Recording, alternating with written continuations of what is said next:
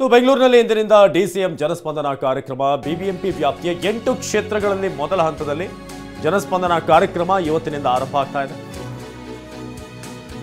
ಮೊದಲಿಗೆ ಕೆಆರ್ಪುರಂ ಮಾದೇವಪುರದಲ್ಲಿ ಜನಸ್ಪಂದನ ಕಾರ್ಯಕ್ರಮ ಆರಂಭ ಆಗ್ತಾ ಇರೋದು.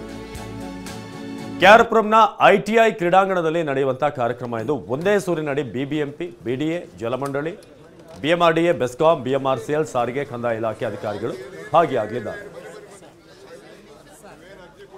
ಇದೀಗ ಶಿವರಾಜ್ ಈ ಬಗ್ಗೆ ಹೆಚ್ಚಿನ ಮಾಹಿತಿಯನ್ನು ನೀಡ್ತಾರೆ ನೇರ ಸಂಪರ್ಕದಲ್ಲಿ. ಶಿವರಾಜ್, ಈಗ ಸಾರ್ವಜನಿಕರ ದೂರು ಅಹವಾಲುಗಳನ್ನು ಸ್ವೀಕರಿಸೋದಕ್ಕೆ ಬೇಕಾದಂಥ ಎಲ್ಲ ವ್ಯವಸ್ಥೆಗಳನ್ನು ಮಾಡಿಕೊಳ್ಳಲಾಗಿದೆ. ಸೊ ಇವತ್ತು ಎಲ್ಲೆಲ್ಲಿ ಯಾವ್ಯಾವ ಪ್ರದೇಶ ಕವರ್ ಆಗುತ್ತೆ, ಸೊ ಯಾವೆಲ್ಲ ಇಲಾಖೆಯ ಅಧಿಕಾರಿಗಳು ಇವತ್ತು ಅಲ್ಲಿರ್ತಾರೆ ಅಂತ?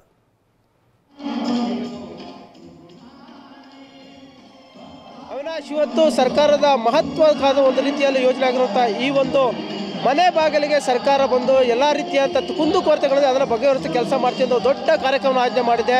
ಬಿಬಿಎಂಪಿ ಈ ಒಂದು ಕಾರ್ಯಕ್ರಮವನ್ನು ಆಯೋಜನೆ ಮಾಡಿತು. ಮೊದಲ ಬಾರಿಗೆ 8 ವಲಯಗಳಲ್ಲಿ, ಅದರಲ್ಲೂ ಇವತ್ತು 2 ಕ್ಷೇತ್ರಗಳಲ್ಲಿ ಮಹದೇವಪುರ ಮತ್ತು ಕೆಆರ್ಪುರಂ ವಿಧಾನಸಭಾ ಕ್ಷೇತ್ರಗಳ ವ್ಯಾಪ್ತಿಗೆ ಸಂಬಂಧಪಟ್ಟಂತೆ ಜನರ ಸಮಸ್ಯೆಗಳನ್ನು ಆಲಿಸುವ ನಿಟ್ಟಿನಲ್ಲಿ ಒಂದು ದೊಡ್ಡ ವೇದಿಕೆಯನ್ನು ಈಗಾಗಲೇ ನಿರ್ಮಾಣ ಮಾಡಲಾಗಿದೆ.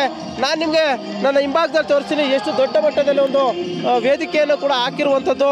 ಡಿಸಿಎಂ ಡಿ.ಕೆ. ಶಿವಕುಮಾರ್ ಅವರ ಅಧ್ಯಕ್ಷತೆಯಲ್ಲಿ ಈ ಒಂದು ಕಾರ್ಯಕ್ರಮ ಉದ್ಘಾಟನೆ ಆಗುತ್ತೆ. ಇನ್ನೇನು ಕೆಲವೇ ನಿಮಿಷಗಳಲ್ಲಿ ಪ್ರಮುಖವಾಗಿ ಬಾಗಿಲಿಗೆ ಬಂತು ಸರ್ಕಾರ, ಸೇವೆಗೆ ಇರಲಿ ಸಹಕಾರ ಅನ್ನೋ ಶೀರ್ಷಿಕೆಯಡಿ ಈ ಒಂದು ಕಾರ್ಯಕ್ರಮವನ್ನು ಸರ್ಕಾರ ರೂಪಿಸ್ತಾ ಇರುವಂಥದ್ದು.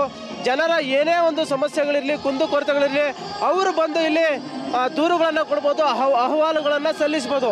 ಯಾಕಂದರೆ ಈಗಾಗಲೇ ಬೆಸ್ಕಾಂ, ಬಿಬಿಎಂಪಿ, ಕಂದಾಯ ಇಲಾಖೆ, ಹೀಗೆ ಸುಮಾರು 10ಕ್ಕೂ ಹೆಚ್ಚು ಇಲಾಖೆಗಳು ಅಧಿಕಾರಿಗಳು ಒಂದೇ ಸೂರಿನಡಿ ಇರ್ತಾರೆ.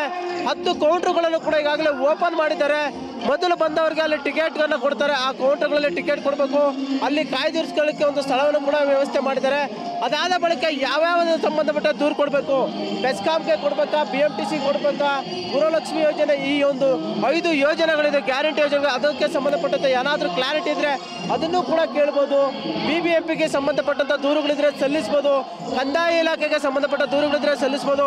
ಹೀಗೆ ಸುಮಾರು 10ಕ್ಕೂ ಹೆಚ್ಚು ವಿವಿಧ ಇಲಾಖೆ ಅಧಿಕಾರಿಗಳಲ್ಲಿ ಭಾಗಿಯಾಗಿರ್ತಾರೆ.